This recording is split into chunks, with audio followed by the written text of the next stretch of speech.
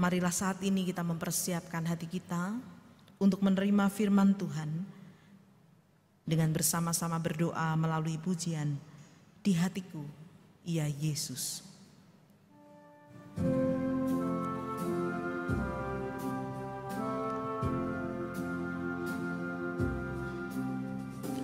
Di hatiku, ya Yesus, Tuhan bersabdalah,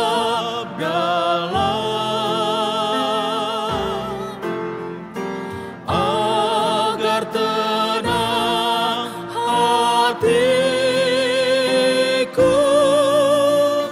dan hilang khawatirku. Di hatiku, ya di hatiku, Tuhan bersabdalah,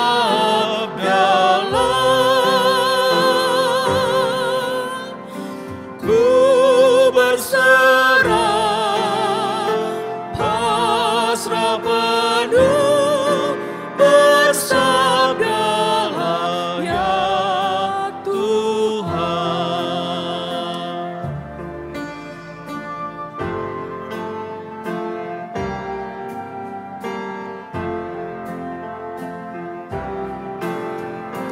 Hatiku ini Yesus, bukanlah milikku, namun hidupku kini adalah milikmu. Di hatiku, ya di hatiku, Tuhan bersabdalah,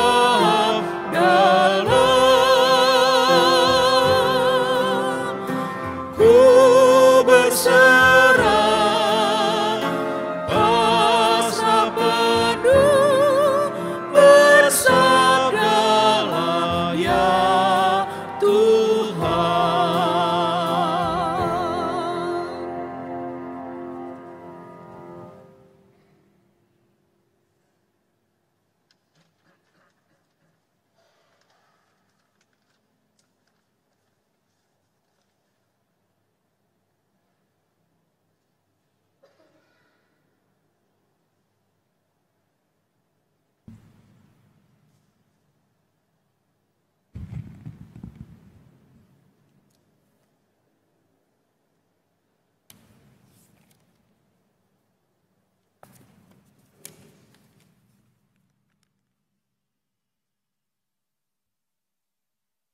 Bacaan pertama diambil dari Yeremia 15 ayatnya yang ke-15 sampai 21.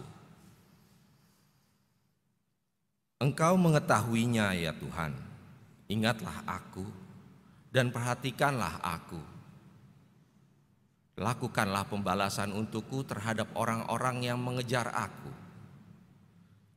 Janganlah membiarkan aku diambil, karena panjang sabarmu. Ketahuilah bahwa bagaimana aku menanggung celaan oleh karena Engkau.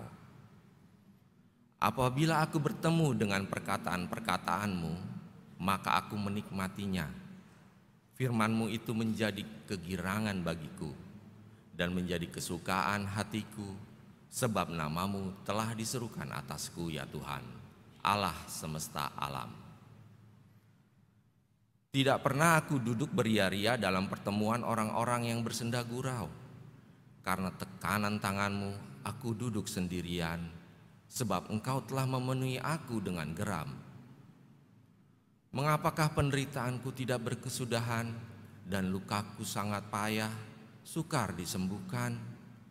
Sungguh, Engkau seperti sungai yang curang bagiku, air yang tidak dapat dipercayai. Karena itu, beginilah jawab Tuhan. Jika engkau mau kembali, aku akan mengembalikan engkau menjadi pelayan di hadapanku. Dan jika engkau mengucapkan apa yang berharga dan tidak hina, maka engkau akan menjadi penyambung lidah bagiku. Biarpun mereka akan kembali kepadamu, namun engkau tidak perlu kembali kepada mereka. Terhadap bangsa ini, aku akan membuat engkau sebagai tembok berkubu dari tembaga. Mereka akan memerangi engkau, tapi tidak akan mengalahkan engkau, sebab aku menyertai engkau untuk menyelamatkan dan melepaskan engkau. Demikianlah firman Tuhan. Aku akan melepaskan engkau dari tangan orang-orang jahat dan membebaskan engkau dari genggaman orang-orang lalim. Demikianlah firman Tuhan.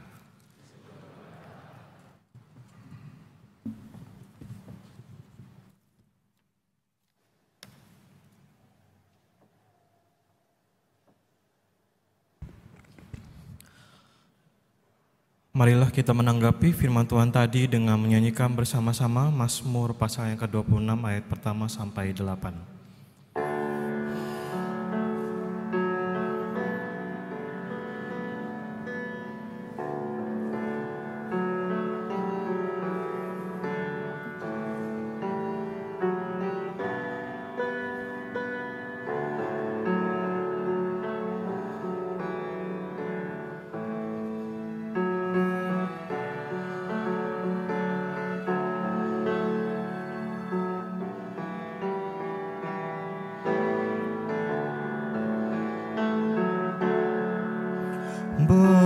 Berilah keadilan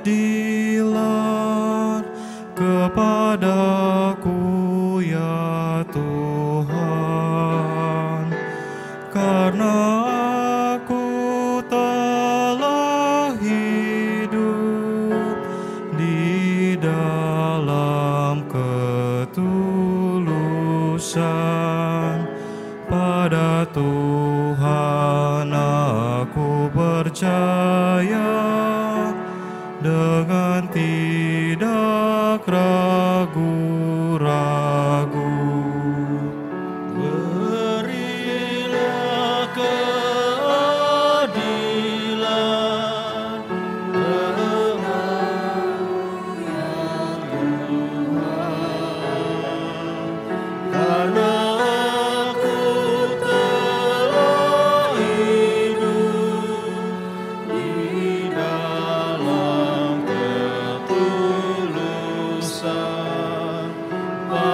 Tuhan aku percaya dengan tidak ragu-ragu. Ujilah aku ya Tuhan, dan cobalah aku, selidikilah batinku dan hatiku,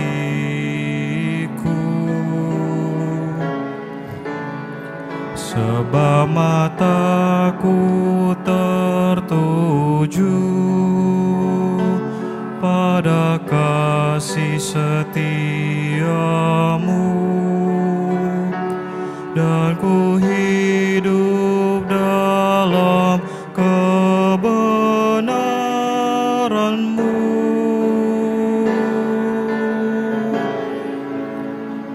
Aku tidak akan duduk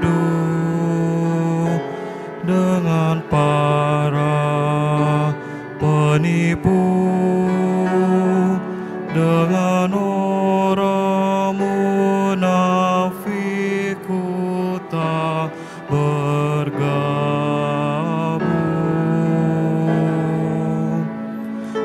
Aku benci pada perkumpulan orang yang berbuat jahat, dan dengan orang fasik ku tak duduk.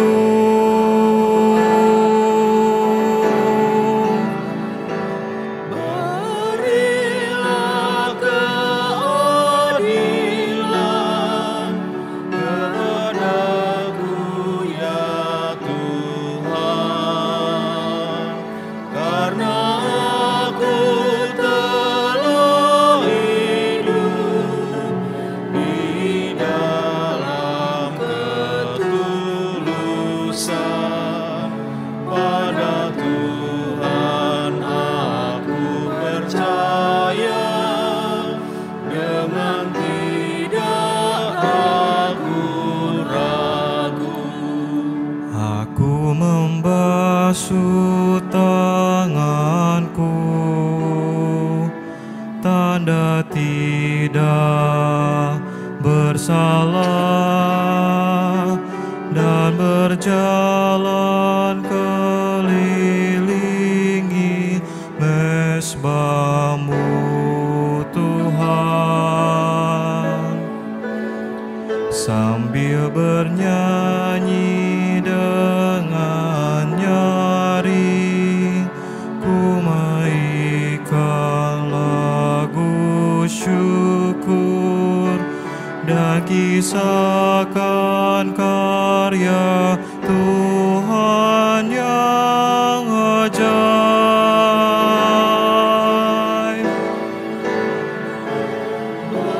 Berilah keadilan kepadaku ya Tuhan, karena aku telah hidup di dalam ketulusan.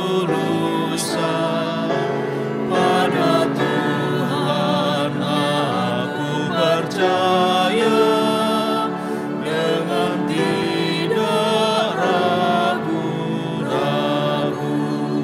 Tuhan, ku cinta rumah-Mu, tempat kemuliaan-Mu. Jangan cabut nyawaku bersama-sama yang berdosa, atau hidupku bersama penumpah darah yang pada tangannya melekat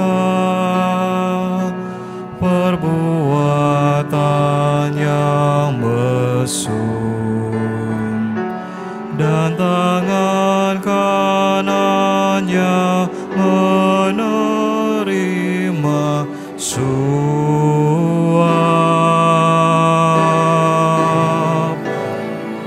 Berilah keadilan kepadaku ya Tuhan, karena aku telah hidup di dalam ketulusan. Pada Tuhan aku percaya dengan tidak ragu-ragu. Tetapi ku ini hidup di dalam ketulusan. Bebaskanlah aku dan kasihani aku. Kakiku berdiri tegak di tanah yang rata, dalam jemaat ku memuji Tuhan.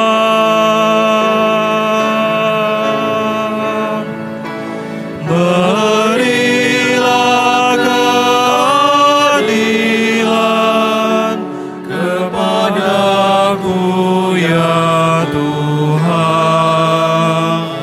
karena aku telah hidup di dalam ketulusan.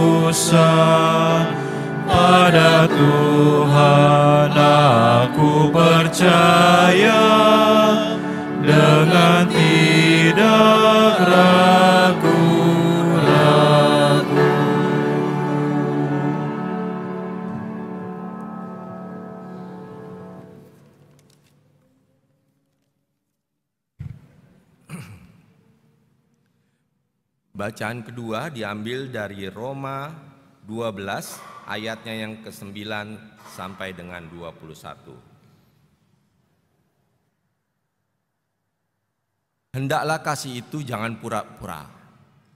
Jauhilah yang jahat dan lakukanlah yang baik. Hendaklah kamu saling mengasihi sebagai saudara dan saling mendahului dalam memberi hormat. Janganlah hendaknya kerajinanmu kendor, biarlah rohmu menyala-nyala dan layanilah Tuhan. Bersukacitalah dalam pengharapan, sabarlah dalam kesesakan, dan bertekunlah dalam doa. Bantulah dalam kekurangan orang-orang kudus dan usahakanlah dirimu untuk selalu memberikan tumpangan. Berkatilah siapa yang menganiaya kamu, berkatilah dan janganlah mengutuk. Bersukacitalah dengan orang-orang bersukacita dan menangislah dengan orang-orang yang menangis. Hendaklah kamu sehati sepikir dalam hidupmu bersama. Janganlah kamu memikirkan perkara-perkara yang tinggi, tetapi arahkanlah dirimu kepada perkara-perkara yang sederhana. Janganlah menganggap dirimu pandai. Janganlah membalas kejahatan dengan kejahatan. Lakukanlah apa yang baik bagi semua orang. Sedapat-dapatnya, kalau hal itu bergantung padamu, hiduplah dalam perdamaian dengan semua orang. Saudara-saudaraku yang kekasih, janganlah kamu sendiri menuntut pembalasan, tetapi berilah tempat kepada murka Allah, sebab ada tertulis, pembalasan itu adalah hakku. Akulah yang akan menuntut pembalasan, firman Tuhan. Tetapi jika seterumu lapar, berilah dia makan. Jika ia haus, berilah dia minum. Dengan berbuat demikian, kamu menumpukkan bara api di atas kepalanya. Janganlah kamu kalah terhadap kejahatan, tetapi kalahkanlah kejahatan dengan kebaikan. Demikianlah firman Tuhan. Pembacaan Injil diambil dari Matius 16 ayat 21 sampai dengan 28. Matius 16 ayat 21 sampai dengan 28. Sejak waktu itu, Yesus mulai menyatakan kepada murid-muridnya bahwa ia harus pergi ke Yerusalem dan menanggung banyak penderitaan dari pihak tua-tua, imam-imam kepala dan ahli-ahli Taurat, lalu dibunuh dan dibangkitkan pada hari ketiga. Tetapi Petrus menarik Yesus ke samping dan menegur dia, katanya, "Tuhan, kiranya Allah menjauhkan hal itu. Hal itu sekali-kali takkan menimpa engkau." Maka Yesus berpaling dan berkata kepada Petrus, "Enyahlah iblis, engkau suatu batu sandungan bagiku.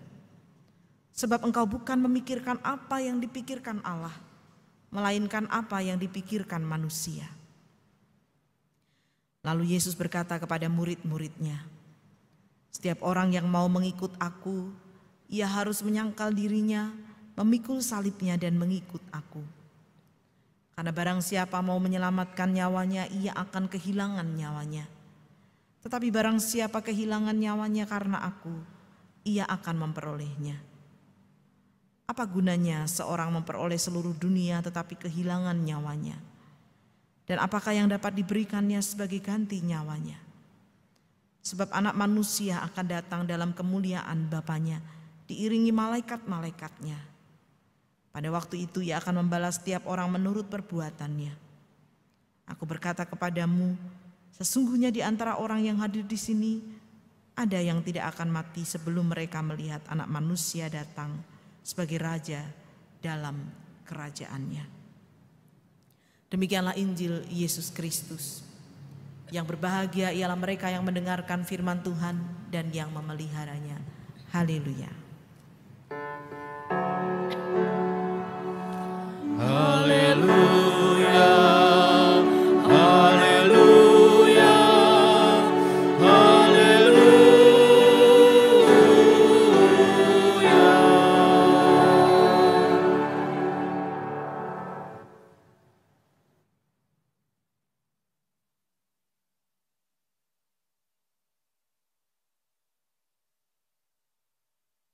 Bapak Ibu Saudara yang dikasihi Tuhan, siapa yang tidak pernah menikmati tempe? Tempe adalah salah satu makanan yang favorit bagi orang Indonesia ya, saya rasa. Tempe berasal dari bahan baku kedelai yang kita tahu kemudian mengalami proses fermentasi begitu, sehingga kedelai itu kemudian menjadi tempe. Mau digoreng, mau dibacem, dimasak sayur lombok gitu ya. Semuanya nikmat, mau dimasak apa saja gitu. Nah, dari proses, tidak bisa geser ya.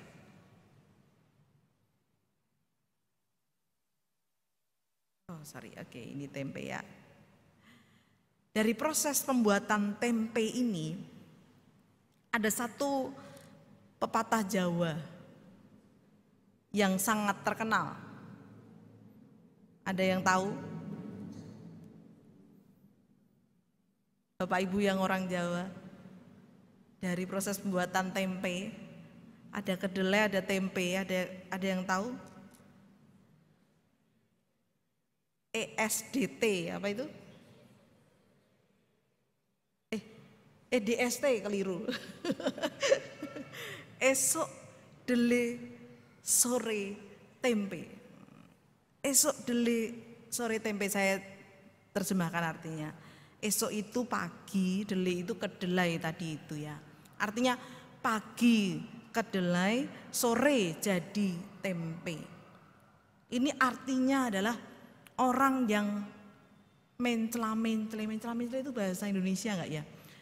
Artinya orang yang ketetapan hatinya, keputusannya, bisa juga ucapannya itu tidak bisa dipegang. Berubah-ubah. Inilah yang terjadi pada salah satu tokoh kita hari ini. Siapa dia? Petrus. Bapak Ibu ingat firman Tuhan minggu lalu. Petrus mengatakan, engkau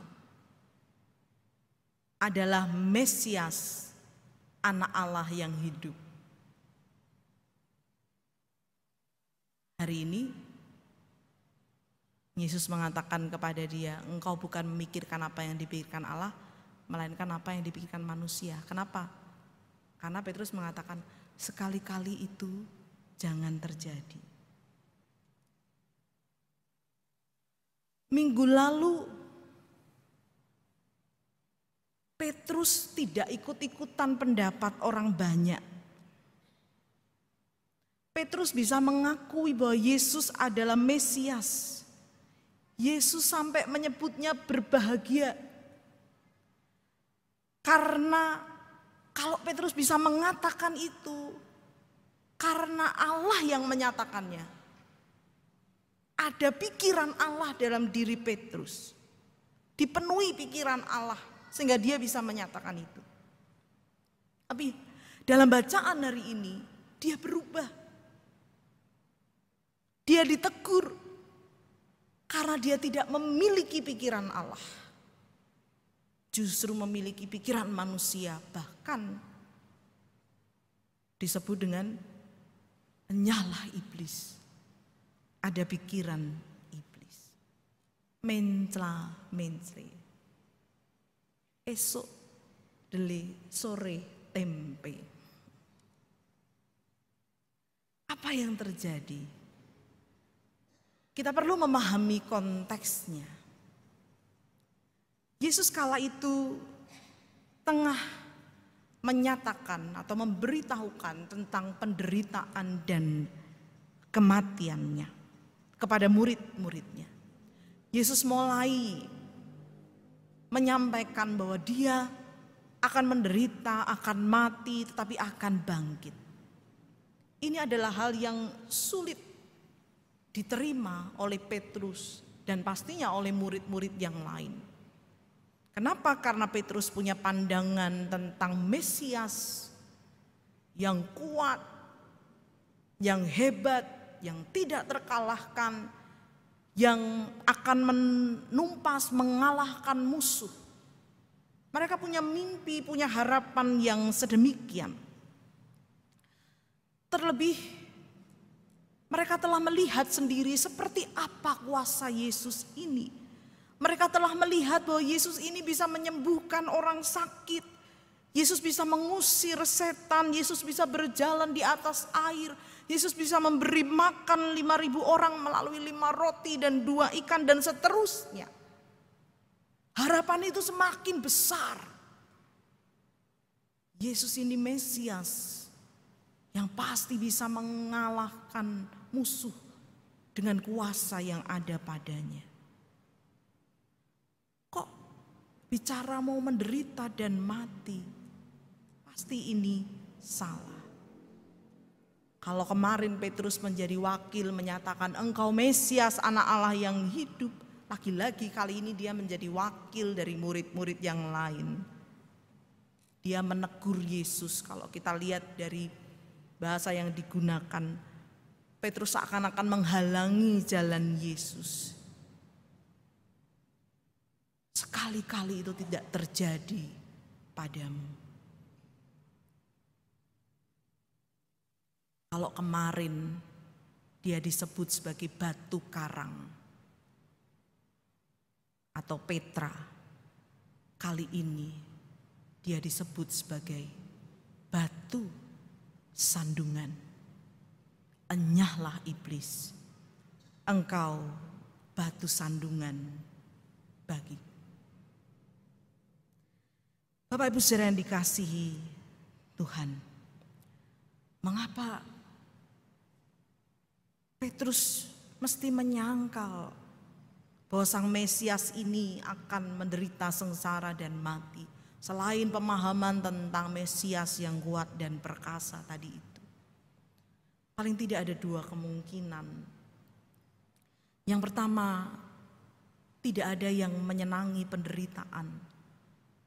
Terlebih Petrus dan murid-murid yang lain melihat bahwa Yesus ini orang benar. Rasanya tidak pantas orang benar itu mengalami penderitaan yang seperti itu. Dalam bacaan pertama kita melihat bagaimana Yeremia bergulat dengan penderitaan yang bukan karena kesalahannya. Kalau kita cermati pergulatan Yeremia tadi, dia menderita karena apa? Karena dia memberitakan tentang Tuhan. Dan pemberitaannya tentang Tuhan itu ditolak oleh bangsanya sendiri. Dia mengalami penderitaan sehingga rasa-rasanya dia tidak ingin lagi memberitakan tentang Tuhan itu. Yeremia mengalami konflik batin yang hebat. Pemazmur tadi, kalau kita lihat mazmur kita tadi, betapa dia mengatakan dia sudah hidup dalam ketulusan, dalam kebenaran. Dia memohon keadilan karena yang dirasakan memang bukan hal yang mudah, penderitaan itu. Petrus tahu hal ini. Penderitaan tidak pernah menyenangkan. Tapi yang kedua, ini nampaknya yang mungkin cukup kuat dari sisi egoisme. Petrus dan murid-murid yang lain akan terdampak kalau Yesus menderita. Yesus adalah guru dan pemimpin mereka. Kalau pemimpin mereka akan menderita, dianiaya dan mati, bagaimana nanti dengan pengikutnya? Cara Petrus menolak pernyataan bahwa Mesias harus menderita mengungkapkan apa yang spontan dalam hati manusia yang tidak mau mengalami penderitaan. Petrus dan murid yang lain khawatir dengan nasib mereka. Ada egoisme memikirkan kenyamanan mereka sendiri. Pikiran manusia yang seperti inilah yang disejajarkan dengan tabiat iblis. Oleh karenanya Kita melihat mengapa kok Yesus sampai menegurnya dengan keras, dengan kalimat, enyahlah iblis. Oleh karena ada sisi egoisme ini, memikirkan kenyamanan sendiri yang disejajarkan dengan tabiat iblis. Tadi saya katakan, kita bisa membayangkan Petrus ini seakan-akan menghalangi jalan Yesus dengan berada di depannya. Sehingga dia diminta untuk kembali ke posisinya, yakni di belakang Yesus. Dia diminta untuk mengikut Yesus, di belakang Yesus kembali. Jadi murid itu posisinya di belakang. Dia diminta untuk mengikuti Yesus, ada di belakangnya. Enyahlah kembali di belakangku, kembali mengikuti aku. Kata di belakang ini adalah sejajar dengan kata ikuti aku, pikul salib, sangkal dirimu. Mengikut Yesus itu berarti meniru dan mengikuti segala sesuatu yang dilakukan Yesus. Mengikut Yesus berarti meniru dan mengikuti segala sesuatu yang diajarkan Yesus, yang adalah jalan kasih yang ditunjukkan, yang diajarkan, yang juga tadi kalau dalam bacaan kedua ditekankan oleh Rasul Paulus, seperti apa hidup mengasihi itu. Enyahlah, kembalilah di belakangku, hiduplah sebagai muridku, ikutilah apa yang aku ajarkan.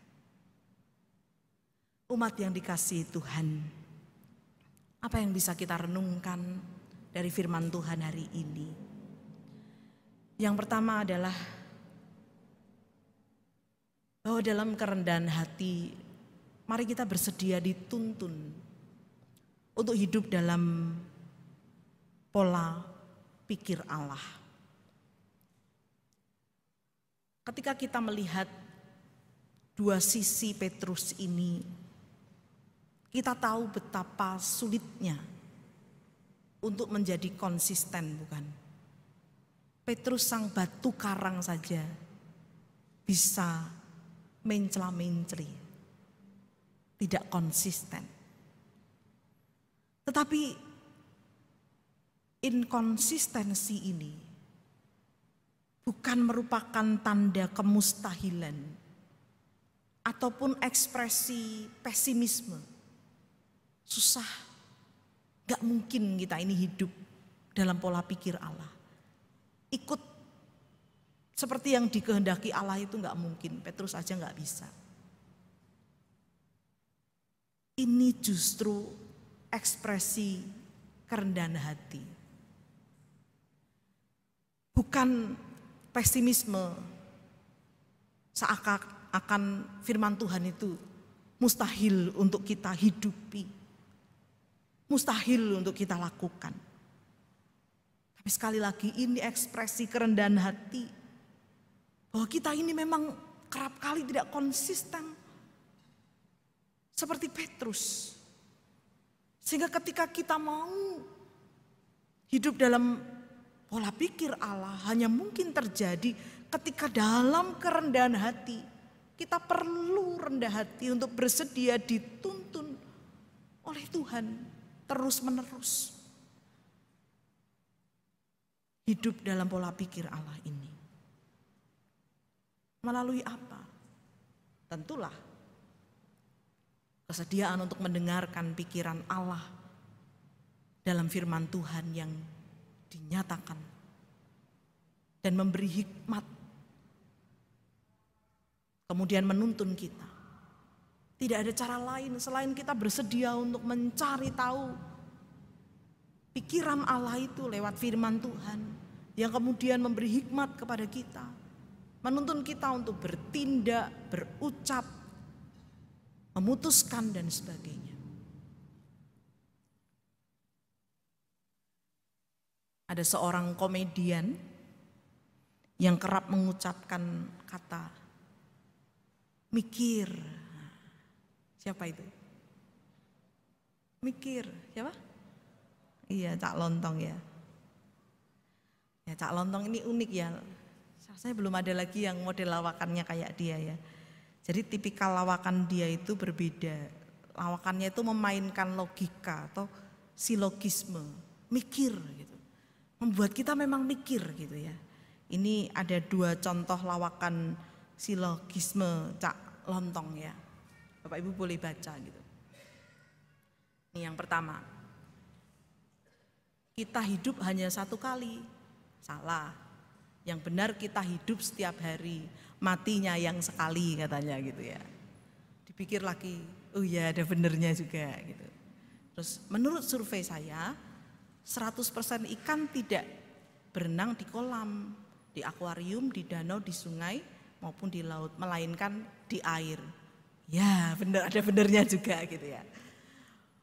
Mengapa saya menunjukkan ini? Lawakan Cak Lontong ini membuat kita sejenak berpikir, terdiam sejenak gitu, lalu berpikir. Dewasa ini banyak orang tidak sungguh-sungguh menggunakan pikiran yang adalah anugerah Tuhan untuk dikelola dengan baik. Padahal untuk dapat hidup dalam pola pikir Allah, Allah juga bekerja melalui pikiran kita. Keliru ketika mengatakan, udah gak usah mikir apa-apa, ikut aja kehendak Tuhan, itu keliru. Justru Allah bekerja dalam pikiran kita. Seringkali pikiran yang adalah anugerah Tuhan ini tidak kita kelola dengan baik. Sehingga pikiran kita ini bisa mengembara entah dalam pikiran-pikiran yang negatif, pikiran-pikiran yang dipenuhi dengan egoisme, yang kemudian membuahkan hal-hal yang tidak baik. Pikiran inilah anugerah Tuhan yang harus dijaga, dirawat, dan diisi dengan pikiran yang menurut pikiran Allah. Dengan dipenuhi pikiran Allah, kita tidak akan mudah bereaksi terhadap sesuatu secara salah. Seperti Petrus yang buru-buru bereaksi. Seperti kita yang mungkin langsung emosional ketika mendengar sesuatu. Maka teduhkanlah pikiran kita dalam pikiran Allah. Sediakanlah sejenak untuk dituntun setiap kali kita merespon sesuatu. Isilah pikiran kita ini dengan pikiran-pikiran Allah yang nyata lewat firman-Nya. Kelolalah pikiran-pikiran kita ini dengan pikiran-pikiran Allah. Dalam kerendahan hati, sediakan diri untuk dituntun. Itu yang pertama. Yang kedua, bersedialah berjalan di belakang, mengikut dan meniru Tuhan Yesus. Seorang murid tadi saya katakan, berjalan di belakang gurunya. Dia mengikuti dan meniru apa yang diajarkan dan dilakukan oleh gurunya. Petrus yang tadinya menghalangi perjalanan Yesus, dihardik dan diminta kembali menempati posisinya di belakang Yesus. Nah, kita ini kerap lupa dengan posisi kita, bahwa kita ini adalah pengikut-pengikut. Kita adalah orang-orang yang ada di belakang Yesus yang mesti setia mengikuti Dia di belakangnya. Kadang-kala kita mungkin seperti Petrus yang kemudian inginnya berjalan di depan Yesus. Kita maunya Tuhan yang mengikuti mau kita, bukan kita yang mengikuti maunya Tuhan. Ketika kita berjalan di belakang, kita akan selalu belajar untuk mengatakan, ya Tuhan, aku ikut apapun maumu. Dan kita bersedia mengatakan tidak ketika yang aku inginkan ini bertentangan dengan apa yang Tuhan mau. berjalan di belakang Tuhan itu, meniru segala sesuatu yang diajarkan dan dilakukannya. Berat, ya. Tidak mudah, ya. Tapi ketika kita terus belajar menempatkan diri pada posisi kita, kita akan menemukan keindahan. Kita akan menemukan kebahagiaan yang sejati. Ternyata betul-betul berada di posisi kita dan mengikuti jalan Tuhan adalah jalan yang terbaik. Saya pernah memandu satu kelompok diskusi. Ada seorang yang sudah lanjut usia pada waktu itu. Dia menceritakan pengalamannya sebelum dia memutuskan menjadi seorang Kristen. Dia sempat ragu-ragu sebab diajari untuk jadi orang Kristen itu adalah meniru dan mencontoh Yesus. Padahal di mata dia, Yesus itu luar biasa. Diajari untuk mengasihi, bukan membenci. Diajari untuk berani menderita. Diajari untuk berani mengampuni. Termasuk pada orang yang membuat kita menderita. Seperti yang dilakukan Yesus di kayu salib. Dia berpikir kok susah ya. Enak bener orang yang jahat-jahat itu diminta diampuni. Nah, dia mengatakan, setelah saya renungkan, saya memilih untuk mengikut Yesus. Kemudian seiring berjalannya waktu, melewati berbagai peristiwa dalam pengalaman kehidupan, sehingga setua ini usia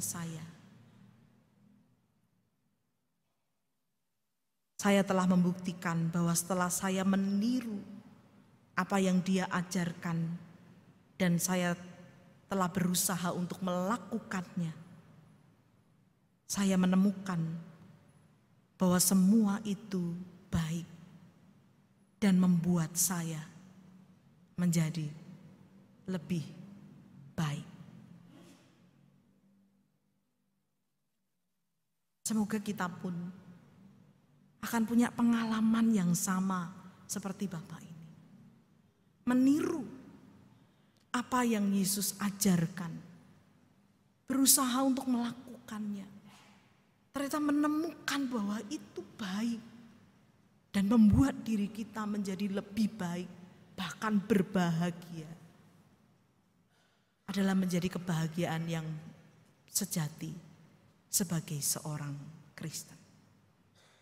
Maka mari bersama berjuang untuk hidup dalam pola pikir Allah dengan mohon tuntunan Tuhan dalam ketidakkonsistenan kita serta kesediaan untuk selalu berjalan di belakang, mengikut dan meniru Tuhan Yesus.